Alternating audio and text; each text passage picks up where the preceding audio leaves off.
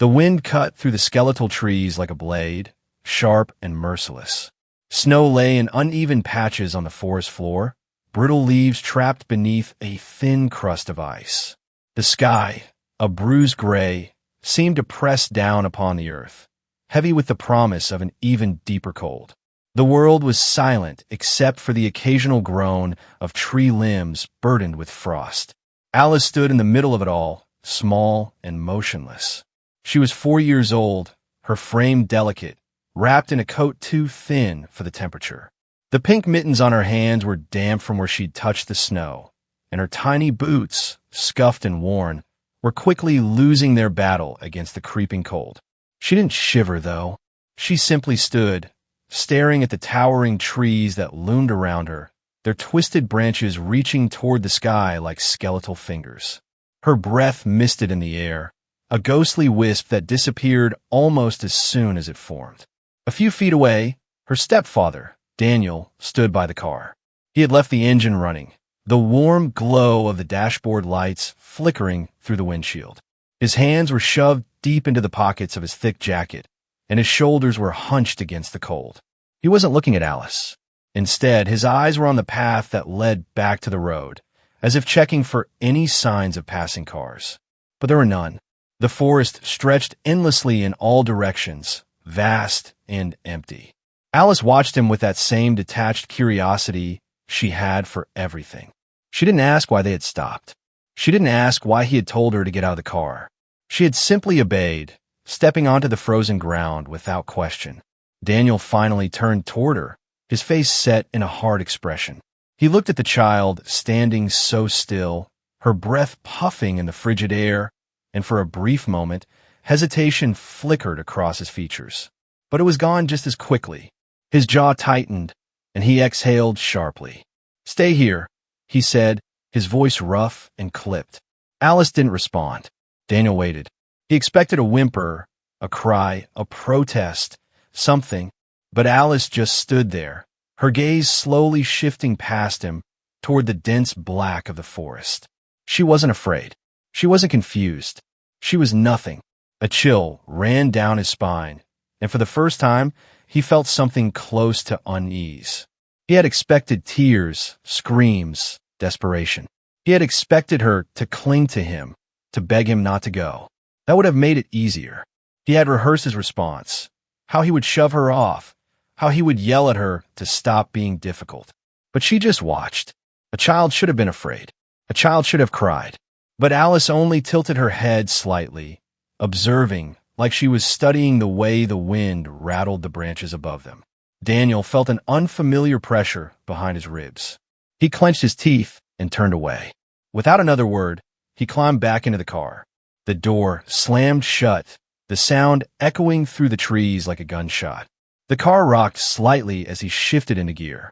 The tires crunched over the frozen earth, and then, with a flick of red taillights, the vehicle disappeared down the path, swallowed by the trees. Silence settled once more. Alice remained still, her small hands at her sides, fingers slightly curled inside her wet mittens. Her cheeks, flushed pink from the cold, did not crumple in distress. Her lips did not part in a sob. She did not run after the car, stumbling through the snow, wailing for someone to save her. She only watched. The trees surrounded her like ancient guardians, towering and indifferent. The wind tugged at the ends of her scarf, teasing it loose, but she made no move to fix it. The cold gnawed at her skin, sinking through the layers of her clothing, but she did not shudder. Above, a crow cawed, the sound splitting the air. Alice turned her gaze upward, her dark eyes following the bird as it flapped its wings and disappeared into the endless gray. She listened to the forest, the crunch of ice beneath unseen feet, the distant snap of a branch, the slow, deliberate whisper of the wind as it moved through the skeletal trees. She was alone, but Alice did not cry. The cold was more than just an external force pressing against Alice's fragile body. It was inside her now, winding through her veins, wrapping itself around her bones like an unrelenting vice. It had been creeping in slowly, first nipping at her fingertips, turning them stiff and useless inside the soaked fabric of her mittens, then slithering up her arms and burrowing deep in her chest, where it settled like a weight, dragging her down with every step. She was no longer sure if she was moving forward because she wanted to or because her body refused to surrender. The world around her had lost its shape, turning into an endless blur of white and gray, twisting shadows and skeletal trees that loomed above her, their bare branches clawing at the sky like frozen fingers reaching for something they would never grasp. The snow beneath her boots crunched dully, the sound swallowed by the howling wind that roared through the trees, its sharp, invisible claws tearing at her damp clothes, slicing through the layers meant to keep her warm. Her stepfather had left her here. That fact existed in her mind like a distant truth, something she knew but did not dwell on, something that had no weight because it did not change the reality of the moment. She did not think about whether he would return. She did not wonder why he had done it. Questions like that belonged to another world, a world where people asked why things happened, where actions had reasons, where there were answers waiting to be found. But here, in the endless white silence of the forest, there were no questions. There was only this, the cold pressing in, her limbs growing heavy, the slow, stumbling rhythm of her steps, and the vast emptiness stretching out in every direction. Alice was 4 years old, but numbers had no meaning in a place like this. Time did not move here. It simply was stretching infinitely in all directions, no beginning, no end. She did not know how long she had been walking. Minutes, hours, a lifetime. It made no difference. The only thing that mattered was that she was still moving, even as her body began to fail her. The snow was deeper here, uneven and treacherous. Each step was harder than the last, her boots sinking into the crusted surface, her legs dragging through the frozen resistance. She did not cry. She had never been the kind of child to cry. Tears were a language that did not belong to her. When she fell, her small frame hitting the ice-coated ground with a dull thud, she did not make a sound. The impact barely registered, just a distant awareness that she was no longer standing, that her limbs were tangled beneath her, that the world had tilted sideways. She lay there for a moment, feeling the snow press against her cheek, its icy touch neither pleasant nor painful, just another sensation she absorbed without reaction. Slowly, she pushed herself up, her hands trembling as they pressed into the frozen earth, her fingers stiff and unresponsive. Her mittens had become nothing more than sodden clumps of fabric, useless against the biting wind. Her scarf had been lost somewhere along the way, tugged from her neck by the unrelenting grasp of the wind, but she did not turn back for it. She did not remember when she had last felt her fingers. She lifted one hand in front of her face, turning it slightly, watching with detached curiosity as the tips of her fingers refused to curl. Her small body shuddered, not from fear, but from the involuntary tremors that racked her frame, an instinctive attempt to generate warmth. It was not working.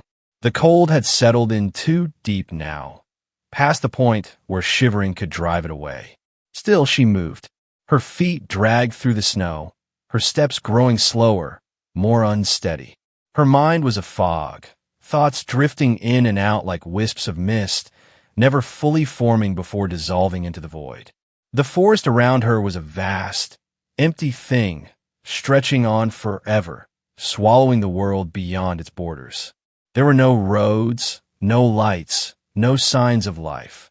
Only the endless sea of trees, their blackened limbs stark against the pale sky. The wind howled between them, a ghostly wail that rose and fell, whispering in a language only the trees could understand. Alice did not know where she was going. She only knew that she could not stop. Stopping meant something worse than the cold, something nameless, something she did not have the words for, but could feel lurking just beyond the edges of her awareness. The forest did not care about her. It did not watch her with pity or malice. It simply existed, indifferent to the tiny figure struggling against the elements. She fell again. This time, it was harder to get up. Her body did not want to move, her limbs foreign and sluggish. Her breathing had slowed, the rise and fall of her chest shallow, each breath a whisper of mist against the frozen air. Somewhere far away, a crow cawed, its voice sharp and piercing, cutting through the silence. Alice turned her head slightly, listening. She could not feel her feet. She knew this, not because they hurt, but because they did not exist anymore.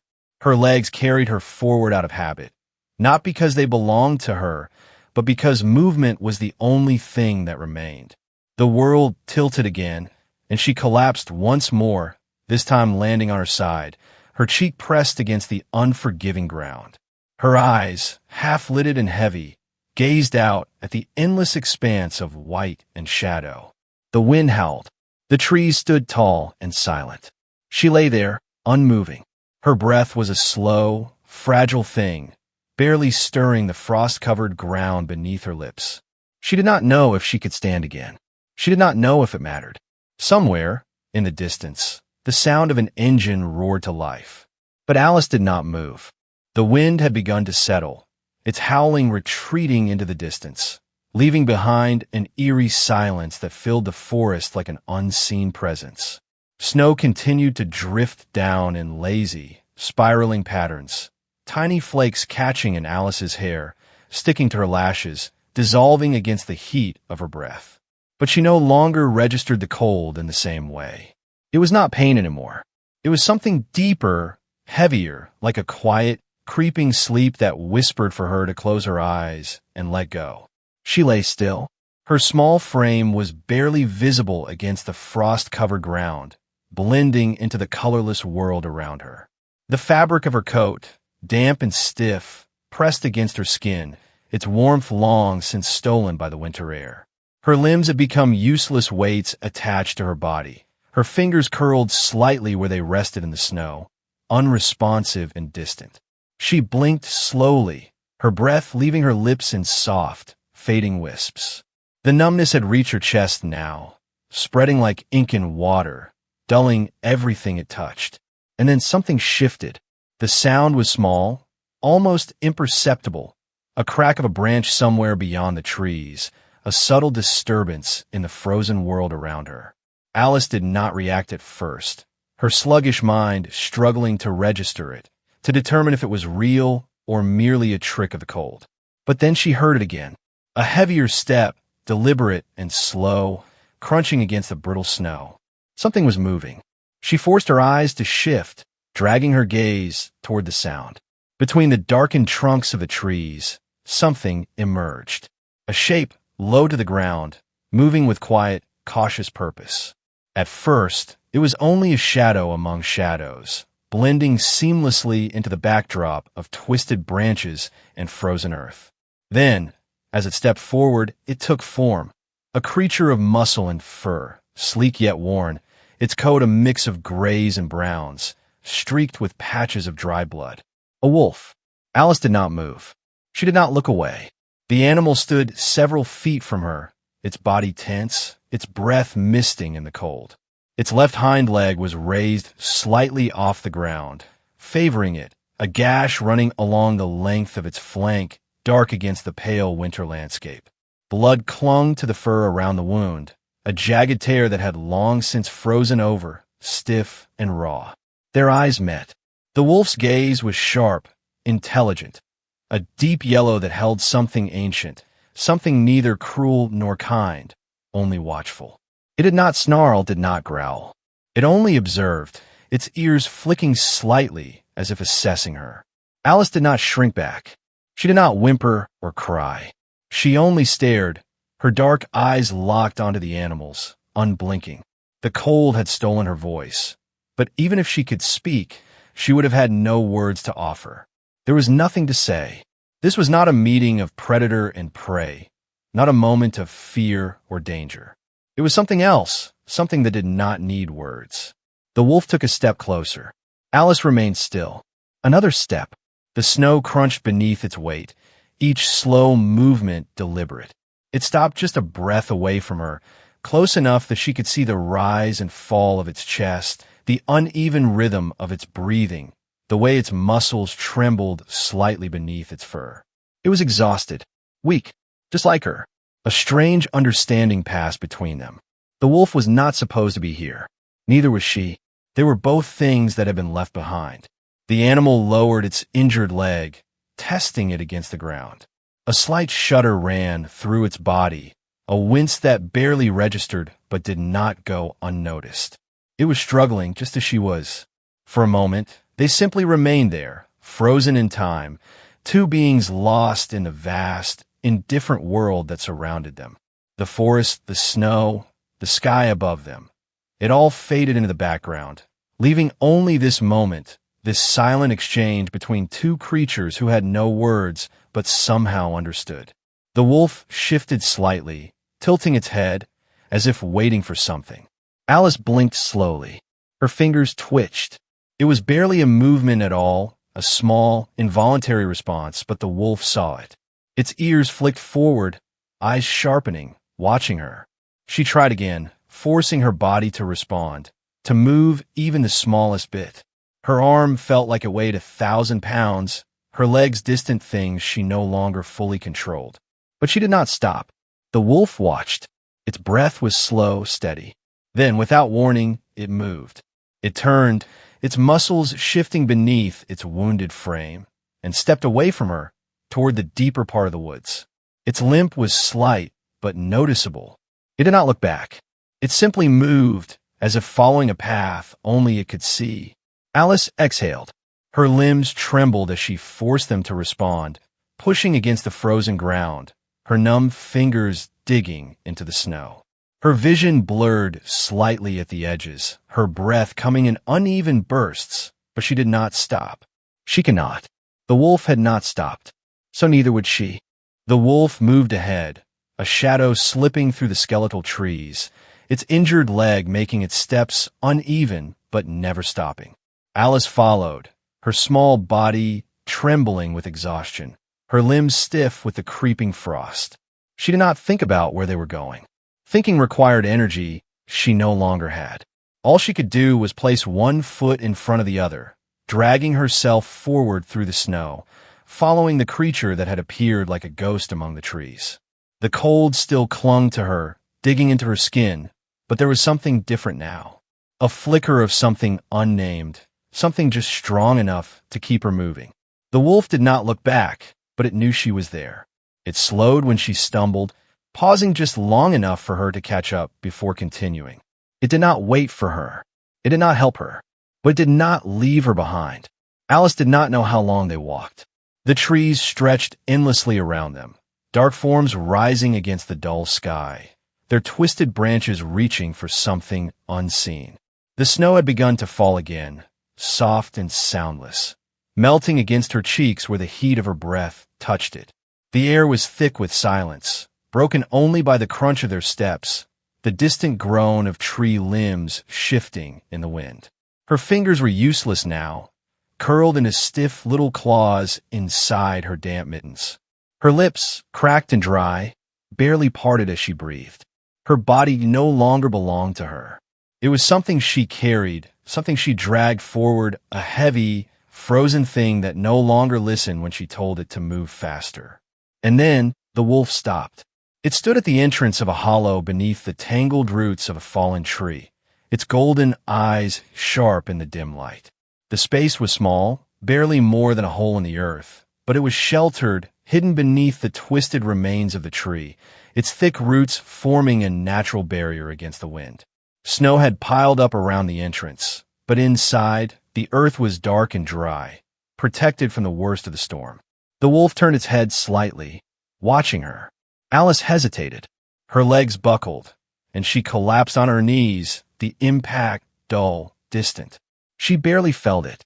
Her body was failing her, the cold eating through her skin, curling deep into her chest.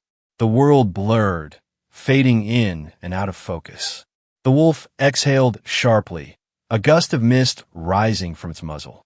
Then, without hesitation, it stepped inside the hollow, its body disappearing into the shadows. Alice stared after it. Her breath came in shallow, uneven gasps. She could not stay out here. The cold would finish what it had started. She did not think. She crawled forward, her numb fingers clawing at the frozen earth, dragging herself inside. The space was tight, the air thick with the scent of damp earth and old leaves. The wolf lay curled in the back, its injured leg tucked beneath its body, its breathing slow and steady. It did not move as she entered. It did not react at all. Alice collapsed beside it. The warmth was immediate. Not much, but enough. The wolf's fur was thick, coarse, carrying the scent of the wild, of blood and ice and something ancient. It radiated heat, a stark contrast to the freezing world outside.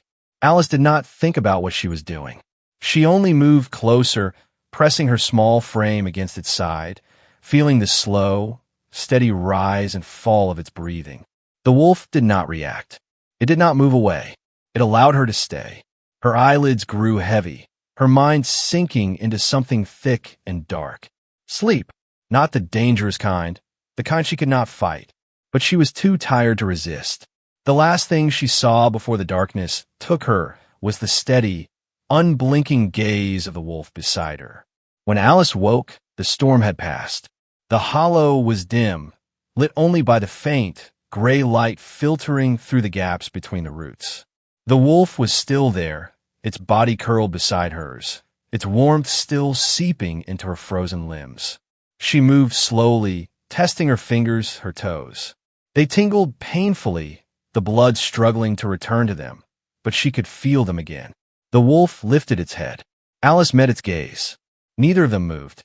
Then, slowly, the wolf shifted, pushing itself up onto unsteady legs. It limped toward the entrance, sniffing at the air, ears flicking.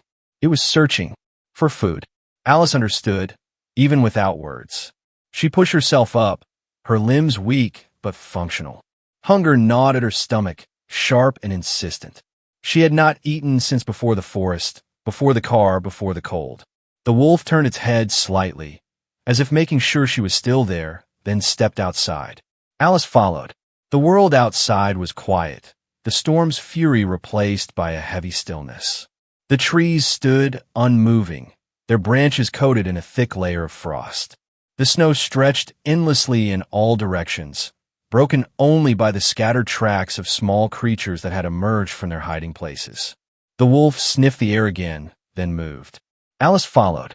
She did not know how the wolf knew where to go, how it could track something through the endless white, but she did not question it. They walked together side by side. The cold still pressed against her, still threatened to pull her under, but it was different now. She was not alone. The wolf led her through the trees, its body moving low to the ground, ears twitching at every distant sound. It was wounded, weakened, but its instincts were sharp. Then it stopped. Ahead, half buried in the snow, was a small, frozen creature. A rabbit. Its body was stiff, its fur crusted with ice, but it was food. The wolf moved first, gripping it between its teeth, dragging it free from the snow. It did not hesitate. It tore into the frozen flesh, its sharp teeth slicing through fur and bone, devouring what it could. Alice watched. She was hungry. The wolf paused. For the first time, it looked at her, not just as something following it, but as something that needed to survive. It stepped back, leaving part of the rabbit untouched. An offering. Alice hesitated. Then, slowly she reached out. Her fingers were stiff, uncooperative, but she pulled a piece of meat free. It was raw, cold, but she placed it in her mouth, chewing slowly, the taste metallic and strange. It did not matter. She needed to eat. The wolf watched, then returned to its meal. They ate together. The cold still surrounded them. The forest still stretched endlessly, but for the first time since she had been left behind, Alice did not feel alone. The forest remained silent, the trees standing like ancient sentinels over the frozen landscape. Snow still clung to the branches, and the wind carried the scent of ice, but there was a shift in the air, something different, something Alice could not name. It was as if the world was holding its breath. She moved carefully now, her limbs stiff but functioning, her body still weak but no longer on the edge of collapse. The rabbit had given her strength, enough to keep walking, enough to follow the wolf as it led her through the trees. The wolf did not wait for her, but it did not leave her behind either. It moved with purpose, despite the deep wound along its flank, its body low to the ground, ears flicking at every distant sound. Alice watched its movements carefully, the way it listened, the way it tested the air with each breath. It knew something was coming. And then she heard it, a distant, unnatural sound, faint at first, barely distinguishable from the whispering wind. A low hum, rhythmic and steady. It was not the sound of the forest. It was something else. Engines. The wolf froze. Its head snapped toward the noise, ears standing rigid, body tense.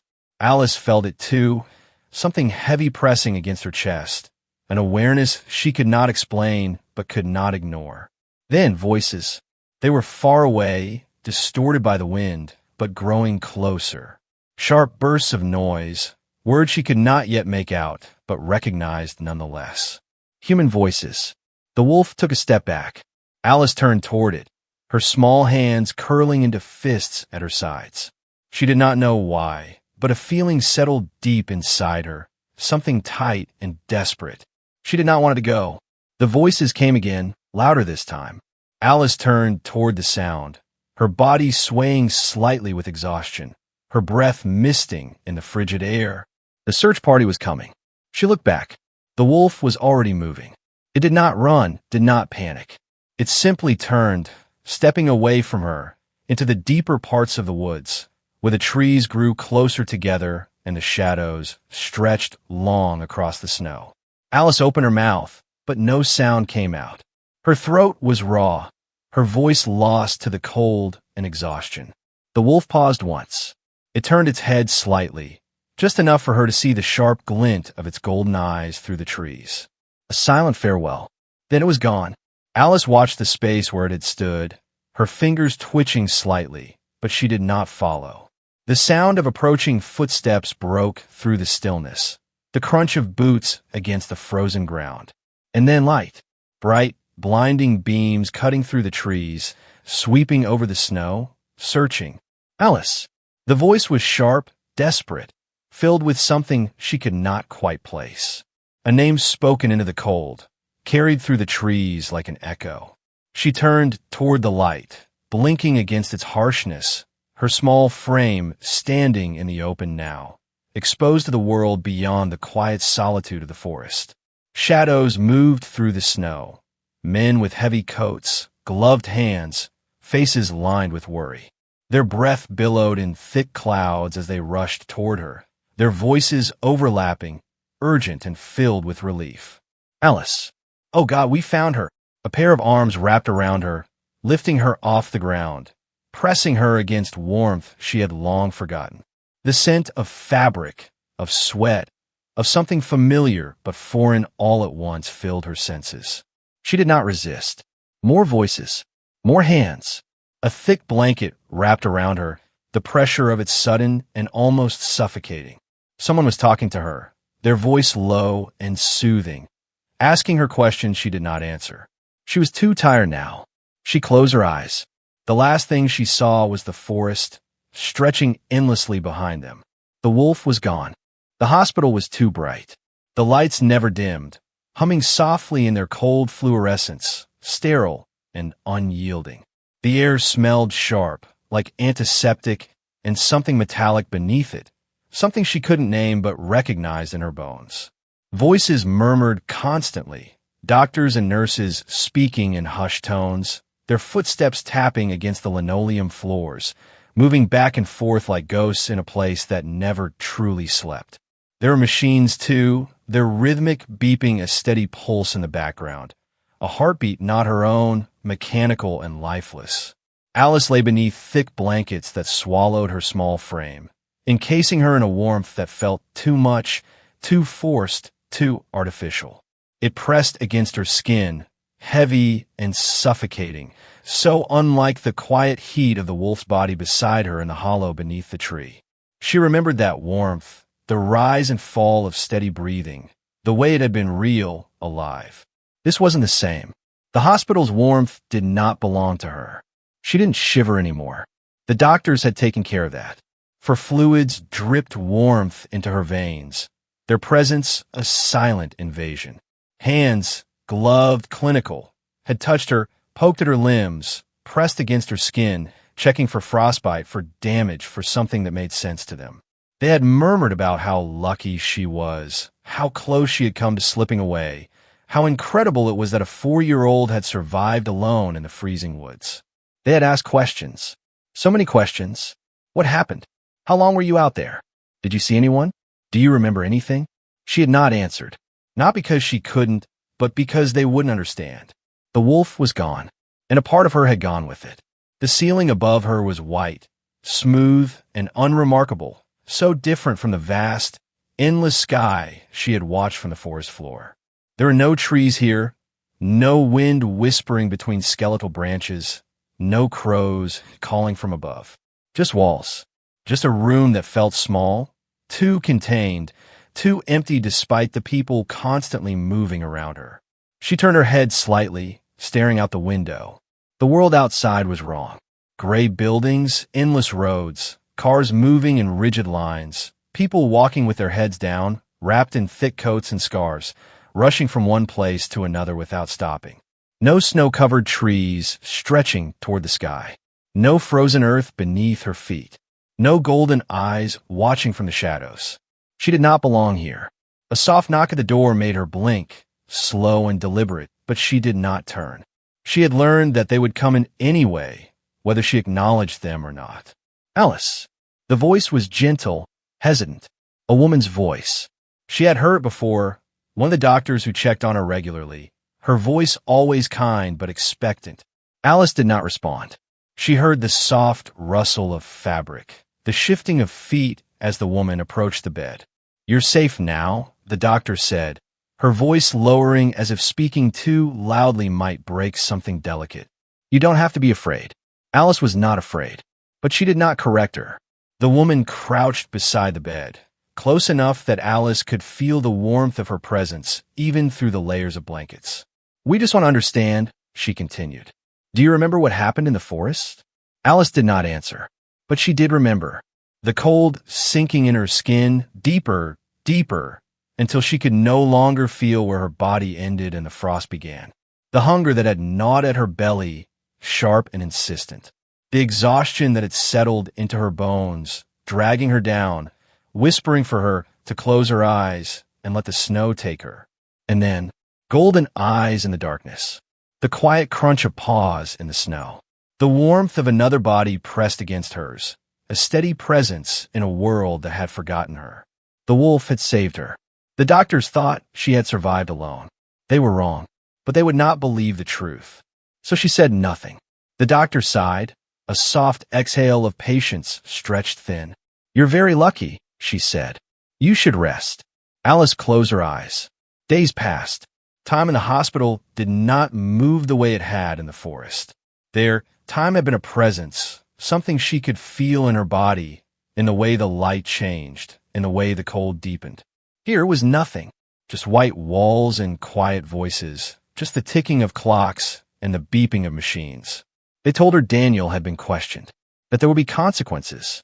Words like abandonment and neglect were spoken around her, floating in and out of conversations she did not acknowledge. The social worker had come, a woman with tired eyes and a voice too careful, too rehearsed. "You're going to be taken care of now, Alice." She had said it like it was a promise. Alice had only blinked at her. Taken care of. They thought that was what she needed. They did not understand. They did not ask what she wanted. But she knew. She wanted the cold air in her lungs, the scent of pine and frozen earth. She wanted to hear the quiet sound of paws against the snow, the steady rhythm of another heartbeat beside hers. She wanted the forest. She wanted the wolf. She wanted to go back. Night in the hospital was different from night in the forest. There was no true darkness here, only dimmed lights, only the glow of machines, only the occasional shadow slipping past her door. The hospital never truly slept. She lay awake, staring at the ceiling. In the forest, she had listened to the wind moving through the trees, the rustle of unseen creatures in the underbrush, the distant cry of an owl. She had learned to hear beyond silence, to understand the quiet language of the woods. But here there was nothing, just voices she did not care to listen to, just the hum of artificial light, just walls. She turned onto her side, facing the window. Beyond the glass, the city stretched out before her, so far removed from where she had been, from where she needed to be. She did not belong here. The wolf had left her, but not forever. She knew that now. Something deep inside her, something nameless but certain, told her that this was not the end. One day, she would return. One day, she would find the wolf again. And this time, she would not leave.